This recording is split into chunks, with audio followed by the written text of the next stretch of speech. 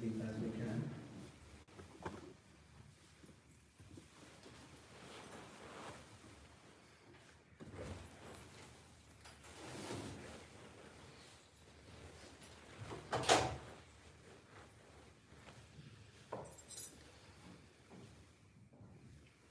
Sure, we all have had our week the way it went.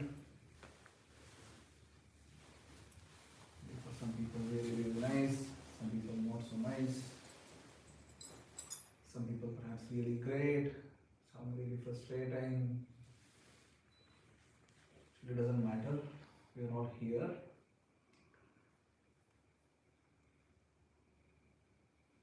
The toughest effort has been already put to arrive here. Your train or bus or bicycle. Now that you are here, let's try to absorb ourselves fully and make the best use of next 1 hour.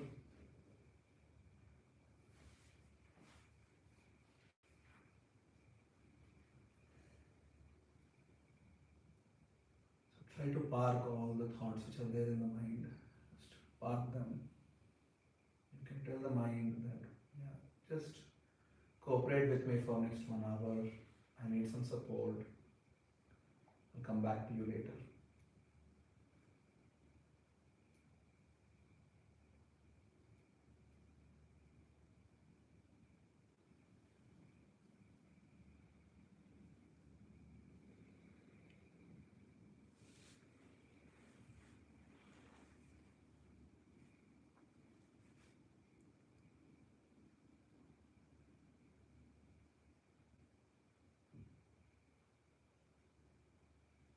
Just continue to breathe as deep as you can. It's the best instrument we all have in our lives. Just by breathing deep, your mind can become peaceful no matter what you have come with. It doesn't matter. Focused, deep breathing can immediately calm the central nervous system and feel peaceful right away. Little bit of an effort to put the oscillating mind. Try to ground yourself.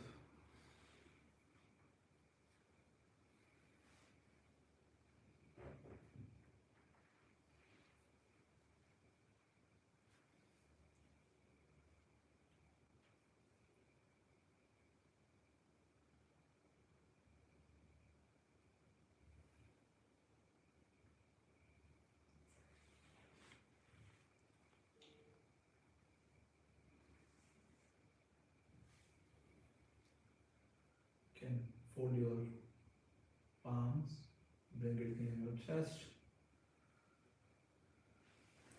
Heart which is filled with gratitude, let us recite a few mantras.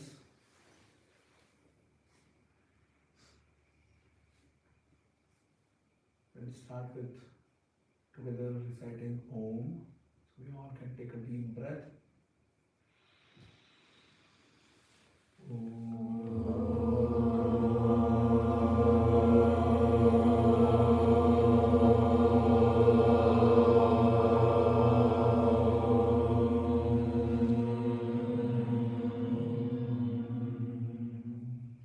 One more time.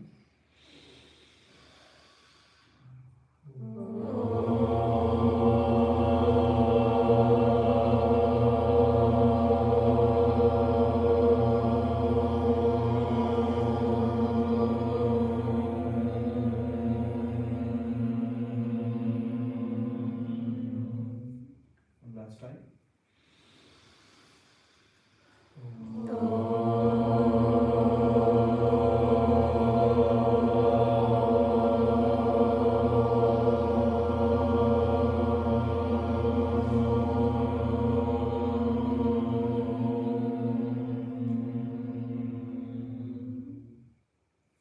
Please try to repeat the next mantra. Om Namo Bhagavate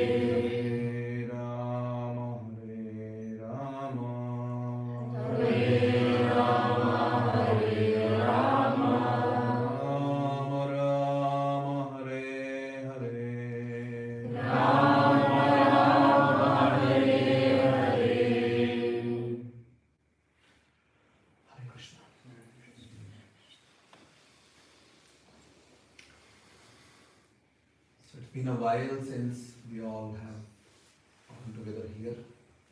I was myself extremely occupied during the month of Kartik because of various programs in different parts of the Netherlands. Very happy to see all of you back.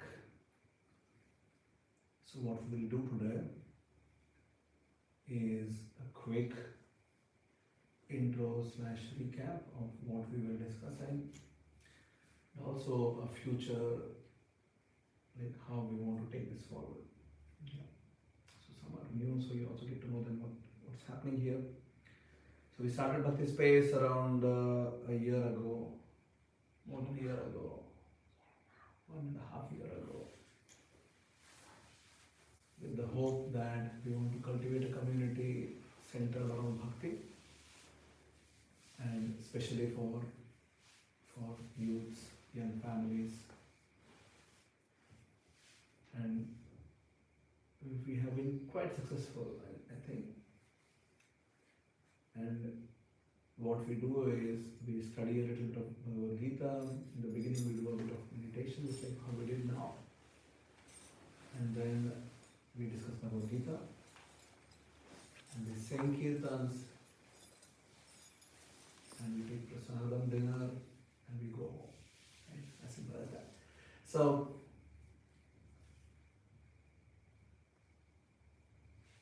in the Bhagavad Gita, which is basically the reference manual sort of how to live human life, there are many different teachings which are sort of spread around the entire Gita, but then principally there are 5 eternal truths which are addressed. 5. The first one is Atma. Atma is the eternity of life, who you are truly. That's the first eternal truth which is discussed. Because many times in the world, people, even if they are wanting to know something beyond them, they start with an unknown objective, an unknown subject. And then it's just a matter of ego, like who believes what, right? Because nobody has seen it anyways. Nobody has really any experience of it anyways, because it's unknown. So it's just ego clashes then. Who is superior, whose faith is superior, whose belief is superior. But in general, Vedic knowledge doesn't take that route. It doesn't really start with an unknown. It starts with the known, and the only known for you is yourself. That's the only known thing. Everything else is a perception. The only reality is you exist for yourself. You exist. If you can't even perceive that, then I don't know what can be done about it, but at least we all can agree that we are existing. Yeah. So in general, Vedic thought process starts with that. You're existing, you're there. Right? So start becoming inquisitive about yourself rather than an unknown thing. Start with yourself. So the same path is taken by Krishna as the best teacher in the world to teach his best student, who's also his best friend, Arjuna. He starts with who you are. Doesn't start with who is the supreme unknown. It starts with who you are. And that's the first step as a student. We need to be really inquisitive about who am I. So unless this question is really triggered in life, everything else is just, it becomes a bunch of rituals, a bunch of, I don't know why I'm doing all these things, and my parents are doing it, my grandparents are doing it, or somebody does it, I heard this in Instagram, or it really doesn't have any substantial reasoning. So one has to first get into this basic questioning, that who am I? That's where life starts. The Vedanta Sutras tell, Athatho Brahma Jijnasat. Now, therefore, become inquisitive about Brahman, and that's eternal consciousness. Brahman means eternal conscious, who you are truly. So that's the first step. You start understanding who you are. At least ask this question. Once you start understanding this premise of life, then the immediate next question is, oh, okay, what should I do? Yeah. So as you start growing and going with the teachings of Gita, you start understanding, I am not this body. The body keeps changing. So intelligence. I am not my ego also. I'm somebody who is even beyond ego. So who am I? So once you come to that plane of existence, then the next question is, how do you live? What do you do? So that's the concept of karma. So first one is Atma. Second is karma. It makes sense, right? So once you understand who you are, I mean, all of us are doing some sort of karma. So karma is a contextual word. Karma can mean action. Yeah. Karma can also mean the reaction which we get. People usually, oh, that's your karma. It could also mean the reaction which you are getting for your own karma. It's a contextual word. And in this, what we are trying to discuss is the action part of it. Yeah. And the reason is because all that which you have done already, you can't really go and fix that. The reaction sort of will anyway come. So the whole goal of life is then how do you live in a way, how do you act in a way that whatever is falling upon you is really not affecting you. Yeah. So Krishna says the example of like the lotus flower. It is there in the water but not really in the water. It's above the water. Padma patra ivam bhasa. Just the lotus leaf and the lotus flower, they are above the water. They don't get affected by water. You can go and throw a lot of water on the lotus leaf. Every drop of water is gone away. It just falls apart. It's not staying on the leaf anymore. The leaf and the flower always stay high. So that's the second teaching of Gita. How do you act in a way that you are always high? Not with doping. How do you stay high forever? Yeah. By doping one can get high, but that high, eventually that highness will go away. So how do you stay high forever? That's the second teaching. How do you act, live in a way that you are always above and beyond the matter and material objects? In our lives, almost all our lives, if I ask you to just close your eyes now and think, what is happiness for you? What is it? I won't ask back afterwards, so you can just be brutally honest with yourself. Like, what do you consider as happiness? Just think about it. I'll give you a few moments to think.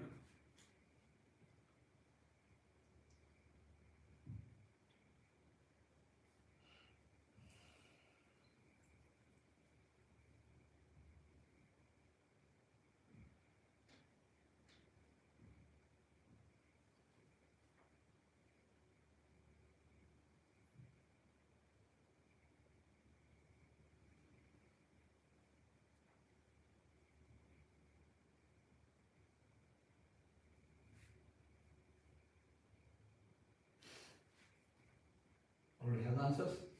Some people are staring at me already. You have the answers? I won't ask. But did you think? Everybody has an answer. What is happiness for you? In most certain cases, we define happiness by how our senses are happy. Right? If my tongue is happy, ears are happy, eyes are happy, my nose is happy, my touch is happy, then this is how. So that's happiness. And it's a wrong definition, because that's not really happiness. It's just how we have been thinking that this is happiness. It's really not happiness. Yeah, because that happiness is extremely short-lived. It's very much short. Very soon, You hit the physical limit. You can't really enjoy beyond it. So the true happiness lies in the plane of Atma. Atma is categorized as Sat, Chit, Ananda. Sat is eternal, Chit is conscious, Ananda is bliss. So it's truly inside you. Like you are made of this. But then we have no access. So Gita teaches you how do you act in a way that eventually you reach that plane. You're not there right now. You're stuck in material gratification. Our own definition of happiness is upside down. Really upside down. So momentary, so temporary. Eventually everything is going to go away. It's not really happiness.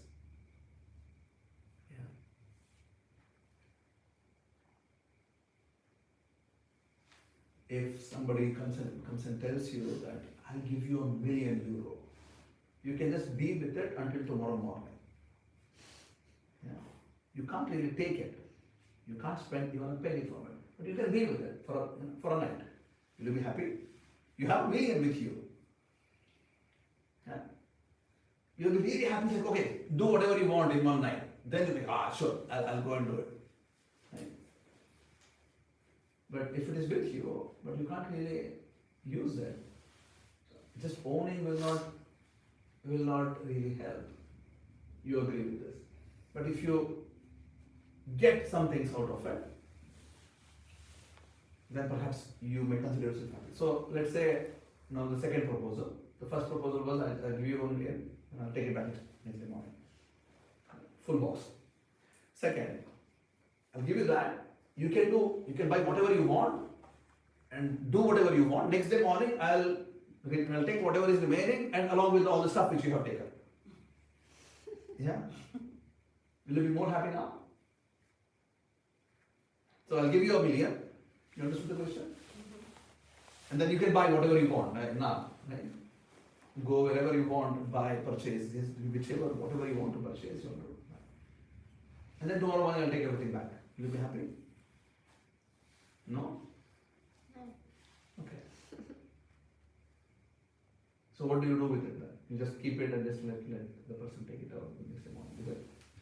Or you want to go and buy something out of it? Keep it forever. That option is not there, unfortunately. Yeah. Eat. Oh, you want to eat? How much? You want to eat? You need €1,000,000 for eating? At least that he can. Anyway, good. At least something, you want to take something, so okay. But you are in the right direction. So you would then try to sit down and optimize. How do I spend this so that the other person will not be able to take it out? Yeah? Yes? Service. Okay, so good. First thing is about eating. Okay, fine. What else you want? Or other experiences. Yeah. Experiences. Okay, good. Yeah.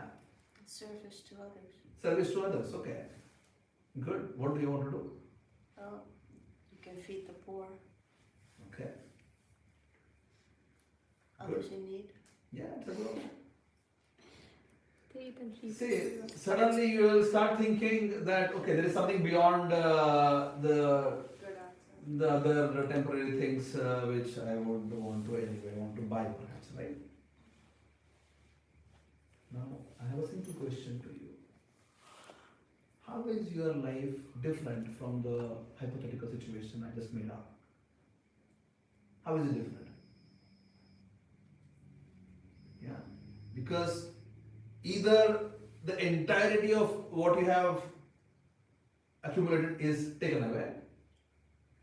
You might have $1 million, $1 billion, whatever in your bank is, anyway you will not be able to take it with you. It's gone.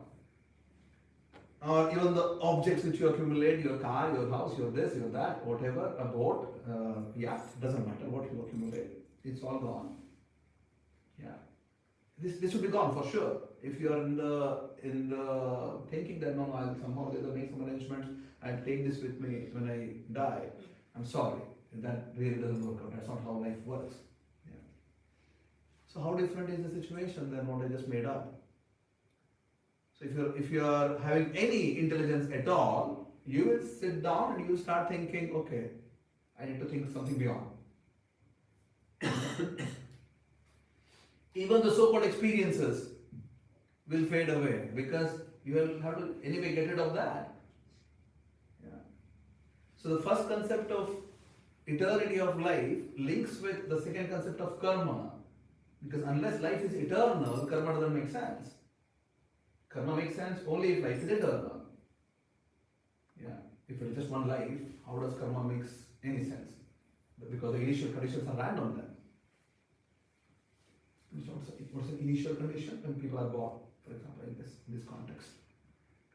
In mathematics, physics, electrical engineering, there's different understanding of basically how is a system initialized. That's the initial condition. So in our lives, all of us, we have different initial conditions. Isn't it? Somebody is born in Bareilly, someone is born in where? Delhi. Somebody in where is born? Mysore. Huh? Mysore. Mysore. I didn't even know that. It's from my place then. So, but I'm still 304 kilometers away, and that's in Netherlands context. It's a different country of now. But you see how everybody is having a different initial condition. So it really doesn't make sense then having a karma on top of it, right? If it is just one life. So karma makes sense if life is eternal. If you can't understand that, then yeah, there is no karma also. Then everything is just random. You would rather just be a random person. Anyway, once you understand eternity of life, once you understand the concept of karma, then you start thinking that, okay, I need to then get that experience which really makes sense. Because all the other experiences of eating, sleeping, mating, defending, all the animals, all the other species of life, they're anyway engaging themselves in it. Yeah. Eating, sleeping, mating, defending. We can color it up. We can tell it, no, I have guided missiles, I launch a rocket here, it can go and hit in wherever, doesn't matter. It's just a form of defending yourself. A tiger fights with its claws and teeth and we have guided missiles, but it's really the same inside, is the same feeling. I want to protect myself. Yeah. We may be eating in a great 5-star, 7-star, whatever restaurant, but elephant is eating in the forest and it's deriving the same pleasure. Yeah. It's really happy when it gets a good meal. Anything, Vlade? Yeah, I need to go pick up my wife from Okay. everything. Hare Krishna. Hare Krishna. Are you coming back? Hmm? You coming back? No, because I have to go pick her up. Coming. Okay, Hare Krishna. Hare Krishna. See you next week, Monday, yeah? Gita. Okay, thank you. So, where was it? Because Yeah, defending, eating, mating, sleeping, all varieties of life have it. So then the question, if you are thinking objectively again, will come, what is that experience which I need to really get it in this life, which is beyond the money I can accumulate, beyond the objects I can accumulate, and beyond everything else? Yeah, that's a rational question, isn't it? And you will think about it only when you understand, well, everything is going to be taken away. It's not going to be with you forever. It's just that somehow we have been programmed that no, everything is going to be with you. So when I said that I'll give you $1 million and take it back, then you started thinking, if I would just tell, I'll just give you $1 million, you'll be so happy, isn't it? Imagine, hypothetically, I don't have it, but if I were to have it and then give it to you. Right? You'll be so happy, isn't it? Wow! This is what I'm looking for in my life. Now I'll be so happy. I'll stop working first thing. Life is sad. I can do whatever I want. But the moment I put a question or a constraint that no, I'm going to take it back. No, I want to do some charity now. Yeah. I want to do something, I want to experience things, I want to do something which is beyond what money can buy as such. Right? So, anyway, coming back to the premise of it, we need to understand life is eternal. Second, right now we have a great opportunity. Yes, Gena? It's a great opportunity. You can actually think beyond eating, sleeping, eating, differently. Beyond. Once you understand these two, then the question is, where am I operating? In which sort of environment am I operating? So you are not this body. You need to perform activities in the way that you are high. But what is that plane of high? What is the plane of low? And what is the plane of high? The low is called as material energy, the high is spiritual energy. How do you latch yourself into spiritual energy all the time? This is the concept of what's called as prakriti. Prakriti. Repeat. Prakriti. So first is Atma.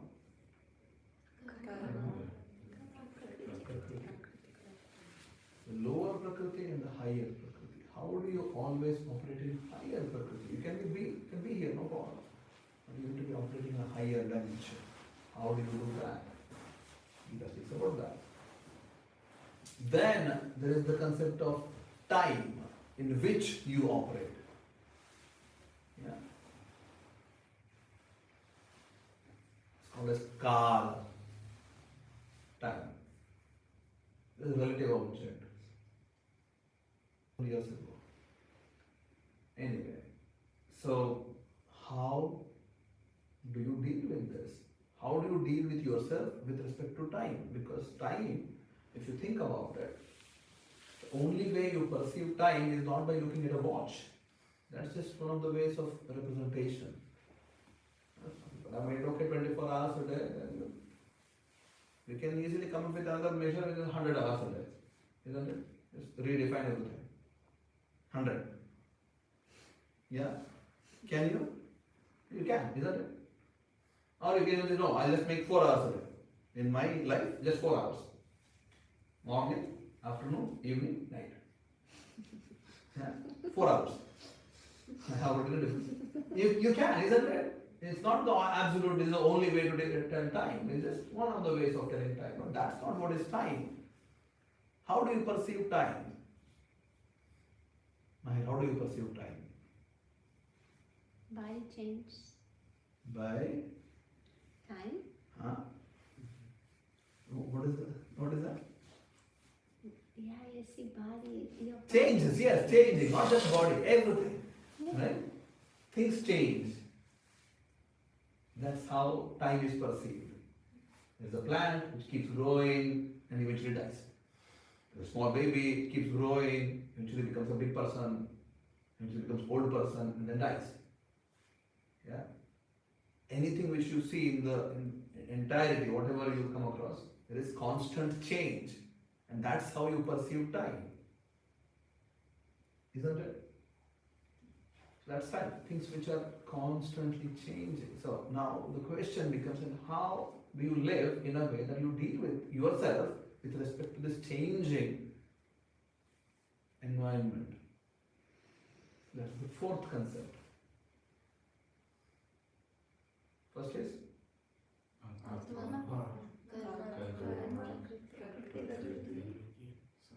Time. the last is Ishwar. Yeah. So once you understand and are having sufficiently high spiritual knowledge about yourself, how you should live, where you are living, how do you manage yourself, all these things are clear, then comes the concept of Ishvara in Gita. And that's Krishna. The Ishvara is the supreme absolute truth. And our understanding of God is not that somebody who is just there sitting somewhere and then someone went there and asked, what's your name? And I came back and told everybody that there is a God called as Krishna. You all should surrender, otherwise you go to hell. That's not our understanding. So these first four needs to be really well understood first, practiced, and then you will understand beyond Atma, beyond Prakriti, beyond Kala, beyond Karma, there is an entity who is supremely conscious, who is there everywhere. Yeah. And that entity, etymologically, by the understanding of the words, all-pervasive energy is referred as Vishnu. It's the all-pervasiveness. He is there everywhere. In between every atom, inside every atom. Tomorrow we'll be able to break atoms into whatever. Even break electrons into whatever. Even break whatever into whatever. However small you break, there is an energy there. That energy, which is all pervasive, which is all connected, is Vishnu. Is also having a separate own spiritual form, just like we all also have form, but right now conditioned by matter. But we have a form which is eternal, which we don't know right now. Yeah. So we are undergoing this life thinking about this is what I am. You will die one day and this body will be gone, but you still have yourself. Similarly, Krishna also has a form. Spiritual. Just like you have a spiritual form, Krishna also has a spiritual form. And that form is also eternal and is supremely conscious. The most attractive of this exhibition is Krishna. That's the Ishvara. And the Atma should be in union with Paramatma, and that's called as yoga.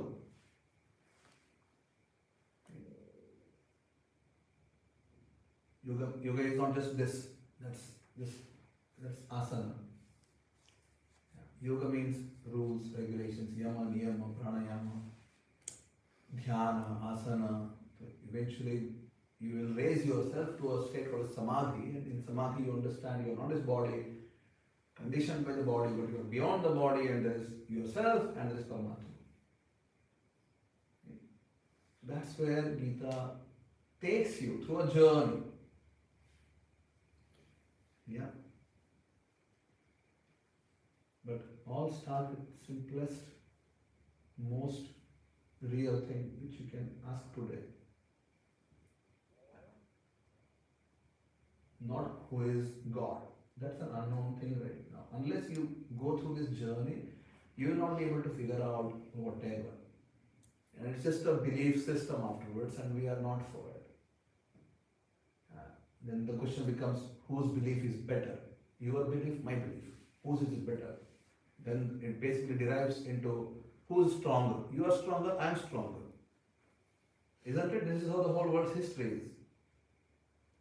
Just look at last 2,500 years. This is exactly how life has been in the world. Whose belief is stronger? Basically translated to who is stronger. Yeah? Whose ego is stronger? Whose ego is stronger? That belief is stronger. Why should we get into this mess? There is no need. Good. That's what I want to present today. Any thoughts, questions, comments?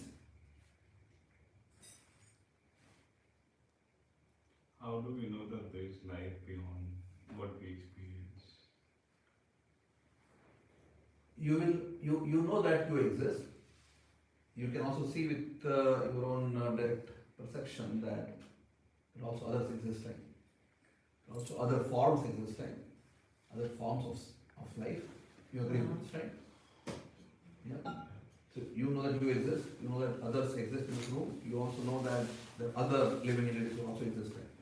They're all existing. So then we need to ask the question, what is or who is or which entity is setting the initial conditions for all of our lives? Because not every life is same. even amongst humans, not everything is same. So who is the one who has put that dog into the dog body? Or what is that which has put the dog into dog body and the cat into the cat body and whoever into whichever body, and in that body the dog in Netherlands is really having a great time while in India is really not that great time, isn't it? So how all these things are being arranged in the whole of creation, not just me, isn't it? So then you will basically have three different paths you can explore this. First path is majority of how the religious people think. It's the God who is putting all these things. Yeah.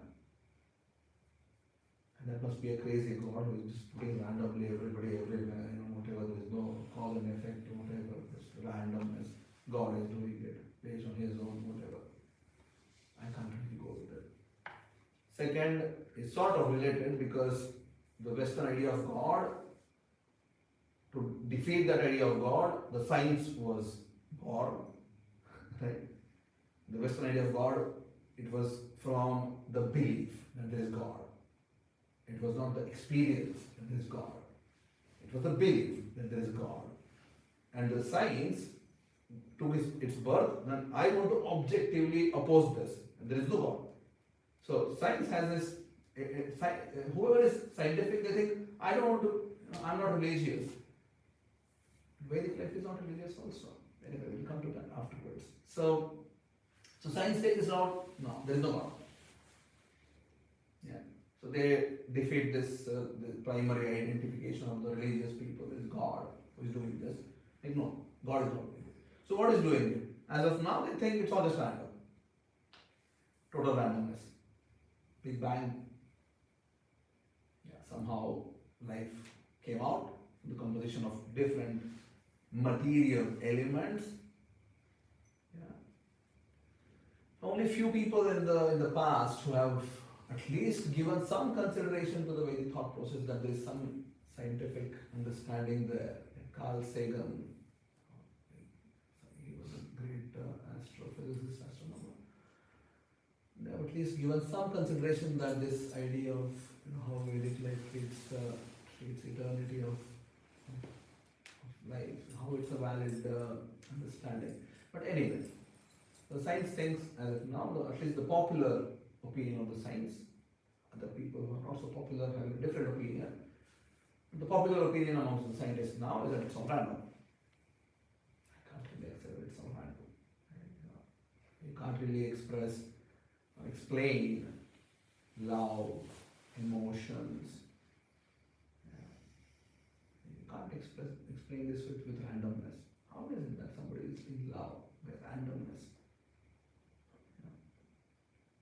For an event to be really random, you need to really have all the outcomes to be equally likely. So there's a deck of cards, you take one. The probability of picking an ace is 1 over 52, and there's the same probability for everything else. It's a random event then, right? So if you just ask in this room, how many of us would be happy in life? You want to be happy? Yes? You want to be happy? You want to be happy? Yes, Divya? Everybody wants to be happy. Yeah? Yes, Divya? I'm not asking about the how part of it. I just, do you want to be happy or not? Go and ask it in the street of Amsterdam. So you just go out here, there's Amsterdam station, stand there and ask, how many want to be happy? You will hear at least 99.9% of the population will tell, yeah, I want to be happy. Go and ask in the whole of the world, 8 billion population. You will hit at least 99% population who will be telling, I want to be happy. Go and ask to cats and dogs and elephants and horses and everyone, and they also want to be happy, isn't it? Nobody wants to suffer. If this is a random event, how is it that the entire population thinks I want to be happy? How can a random event generate life in which the fundamental idea is that I want to become happy? How? Then you figure out. That's everybody tries to figure out. A dog also tries to figure out. Cat tries to figure out. Elephant tries to figure out. We also try to figure out how. But the fundamental idea remains the same. That I want to be happy. You agree? If this is a random event, half of this class should be telling, no, I want to suffer. And then it's an equally likely possibility. It's a random event. Right? Half of the population in the world, 4 billion population should tell, no, I want to suffer. This cannot be a random event. So the Shastras tell Anandamayo Bhyasa, which is one of the Vedanta Sutras. The foundational aspect of life, there is an orientation towards becoming happy. You gravitate towards it. All of the life forms, doesn't matter who it is. There is a constant rush towards becoming happy. That's the definition of life. To strive to become happy. Yeah. So this randomness is out of question. God, out of question. Randomness, at least for me, is out of question. What makes sense to me is that I am suffering or enjoying based on my own karma in the past. Whatever is going on with whoever, it's their karma. Nobody has anything to do with it. For me, it's a fair system. I don't know how you think, but it's a fair system. That people undergo situations based on their own karma and not random and not being forced by somebody else. Based on their own actions, you get reactions. And life is eternal. So the reactions come whenever. Yeah, at least for me, this makes sense. If it makes sense to you or not, you need to sit down and think. Or if you think, no, there is a fourth opportunity, we'll discuss. At least these are the 3 most important ideas about it in life. In general, how people look at this. Make sense? Yeah. Okay. Think more. And we can discuss further. Hare Krishna. Any other thoughts? I have a question. You mentioned at the end, before the questions, you mentioned about religion and egos. And just today, I had that, it felt like a battle with someone, and it's usually someone with the Abrahamic faith, who, what I feel is like pushing their faith on me.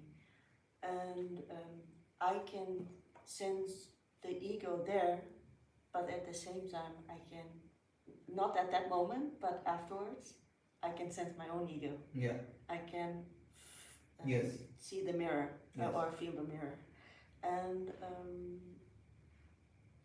so I notice it afterwards, but in that situation, I struggle Yes. very much. So what's the question? My question is, it's, What to do?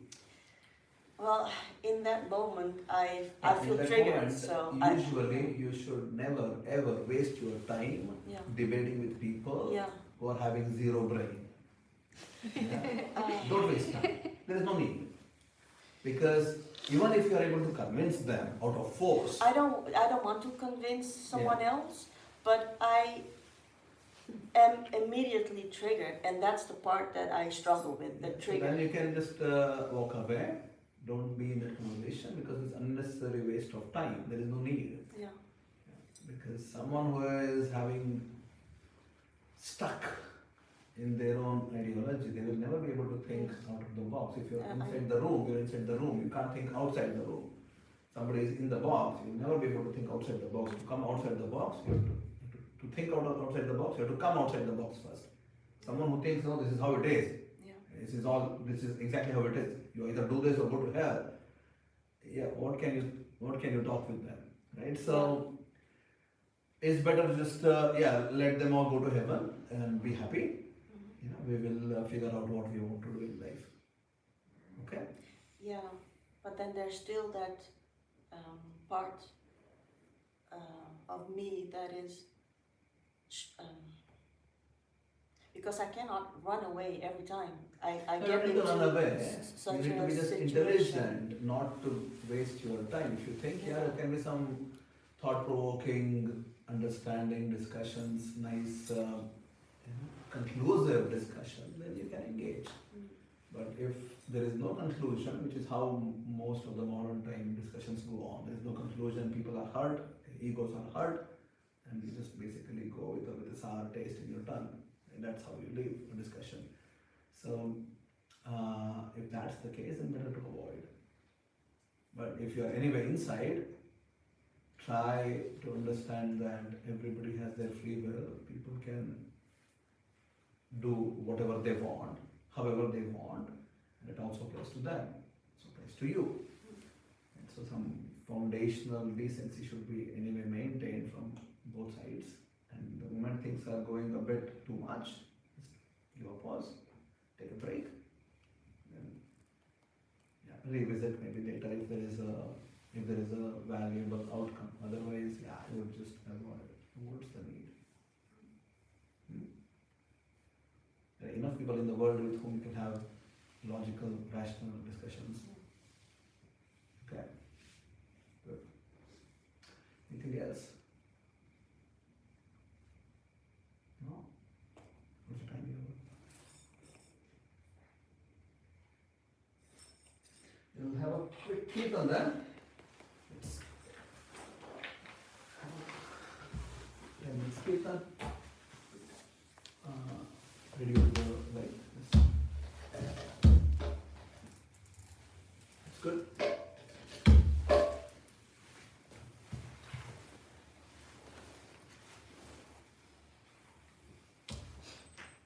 Please try to center yourself again, and the biggest thing in kirtan is not to get carried away by the tune or the melody or whatever, but just to understand that this calling of Hare Krishna mantra which you're going to sing is a calling for service.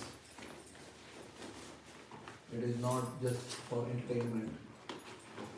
So we are calling this supreme, auspicious, all-pervasive and most attractive Krishna, and we are seeking service so that we can improve our own consciousness, we can uplift our own consciousness, and we can live in a way that makes sense. Okay.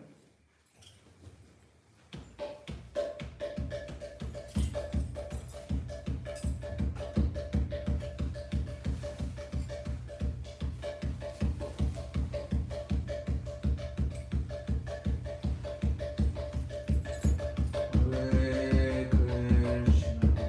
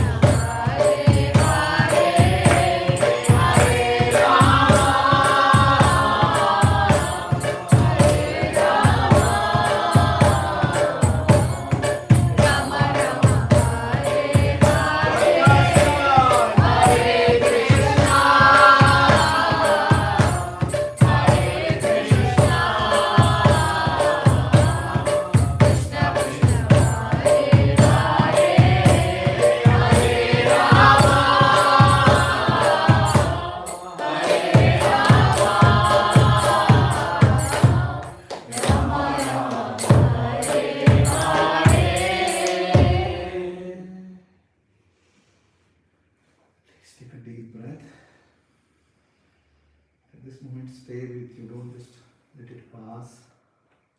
Let us realign ourselves with the thought process we started with. Perhaps many of us got spaced out during the Kirtan. Let's come back. The central idea of the Kirtan. The calling to ask Krishna to engage our mind and senses in His service. That's the essence of Kirtan. It's not for our enjoyment. It's not for my own happiness. It's basically a calling. The most important thing is to sing sincerely. So with that realignment, let's sing one more time. Hare Krishna. Krishna